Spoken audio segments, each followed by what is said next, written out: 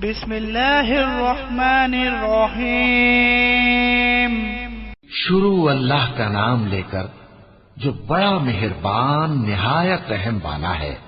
القارعة ما القارعة وما أدراك ما القارعة يوم يكون الناس كالفراش المبثوث وتكون الجبال كالعهن المنفوش فأما من ثقلت موازينه فهو في عيشة راضية وأما من خفت موازينه فأمه هاوية وما أدراك ما هي نار حامية۔